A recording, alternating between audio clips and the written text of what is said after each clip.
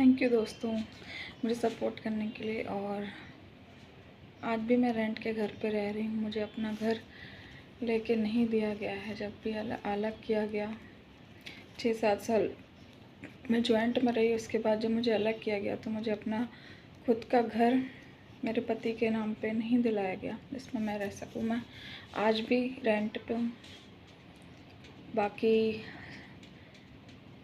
बाकी 2 लोग साथ में हैं पर मैं रेंट से हूँ। और जितने भी लोग मुझे सपोर्ट करते हैं, थैंक यू सो मच। जब एक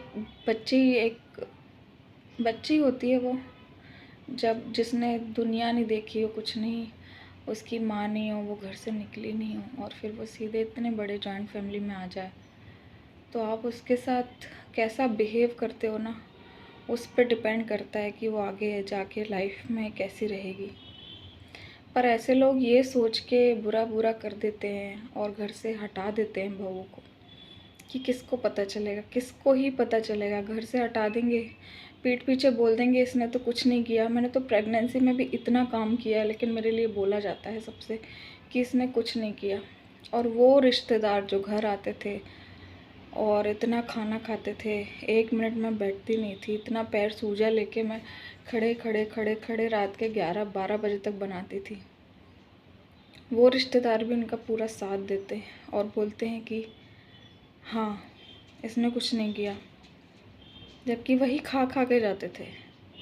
पूरा सेवा का आनंद वही लेते थे, लेकिन वो भी उनके साथ मिलके घर से हटाने में उनकी भी बहुत बड़ी भूमिका है।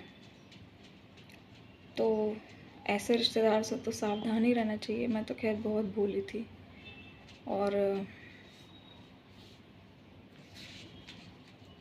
एक नंद एक भाभी के साथ कैसे बुरा बिहेव कर सकती है, वो खुद एक फ़ीमेल है, दूसरी फ़ीमेल को कैसे ऐसे कर सकती है। जब मैं प्रेग्नेंट थी, वैसे भी मुझे फ्रूट खाना ज़्यादा अलाउ नहीं था, थोड़ा बहुत फ्रूट दिया जाता था, बाकी सब नंद अपने रूम में लेके चली जाती थी। जो मेरी सास के साथ वो रहती थी उस रूम में। प्रेगनेंसी में भी यही हरकत थी उसकी।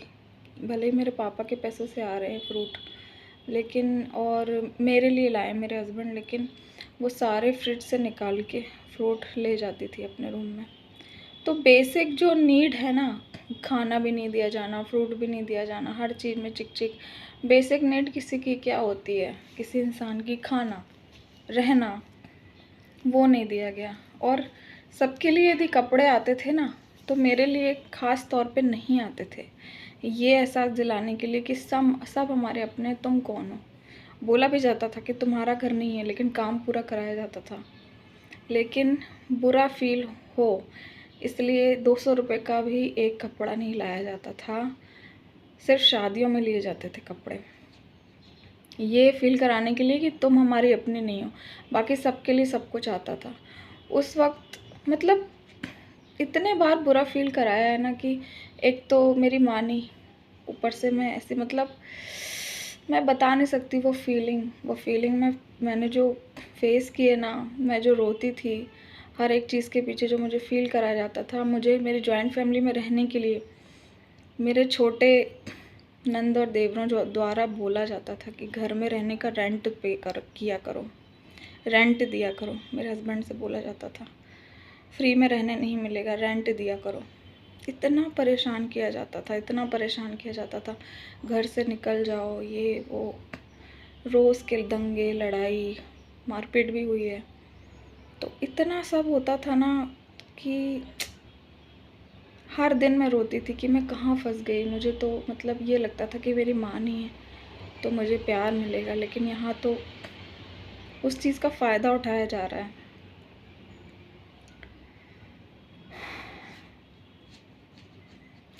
बस कभी कभी ये बातें याद आ जाती हैं दोस्तों। ये सब बातें भुलाए नहीं भूलती, क्योंकि एक बच्ची ना शादी के बाद आती है, अपने पति के साथ बड़ी होती है।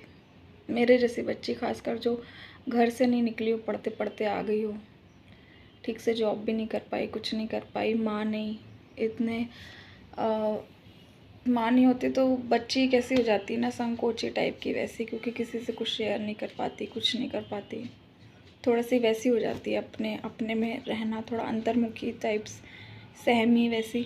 तो मैं वैसी थी। तो वो जब शादी होके आती है ना, अपने पति के साथ ही बड़ी होती है। मैं अपने पति के ही साथ बड़ी हुई हूँ और आज दुनियादारी सब हर चीज़ मैं समझने लग गई अच्छे से। और ऐसे लोगों से जो मैं पहले डरती थी, अब नहीं डर